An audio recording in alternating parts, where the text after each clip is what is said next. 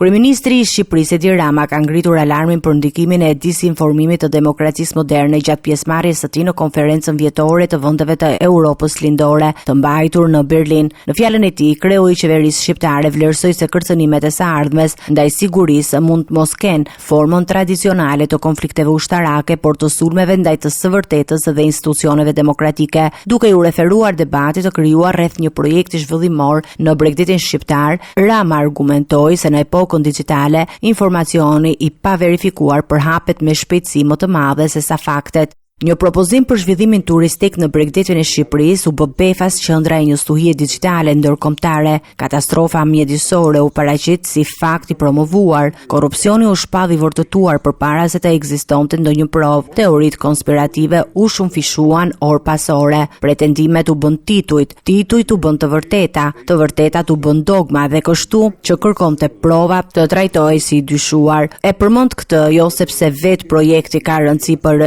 Europën. Indinjata prodhoi miliona shikime përpara se faktet të kishin mundësi të flisnin. Narrativat bën xhiron e botës përpara se procedurat e dokumentuara të mund të qarkullonin në një kanal të vetëm. Ky nuk është më një fenomen shqiptar, është fenomen europian, fenomen amerikan. Kryeministri paralajmëroi se demokracitë do psohen kur qytetarët humbasin besimin tek ekzistenca e një të vërtetë të përbashkët, të bazuar mbi prova dhe fakte. Demokracia bie kur qytetarët nuk besojnë më se e vërteta ekziston në mënyrë të pavarur përtej përkatësive të tyre klanore. Kështu zbrazen nga brenda sisteme demokratike, jo përmes tangeve, jo përmes të grushtave të shtetit, por përmes zëvendësimit gradual të realitetit me klane alternative, realitetesh që konkurrojnë me njëri tjetrin. Në këtë kontekst, Rama theksoi se ardhmja e Europës nuk varet vetëm nga kapaciteti ushtarak, nga konkurrueshmëria ekonomike, por edhe nga mbrojtja e fakteve dhe arsyes. Prandaj e ardhmja e Europës nuk varet vetëm nga fuqia ushtarake, konkurrueshmëria ekonomike apo inovacioni teknologjik, varet edhe nga aftësia jon për të mbrojtur vetë realitetin, për të mbrojtur provat, për të mbrojtur arsyen, për të mbrojtur disiplinën e vështirë, për të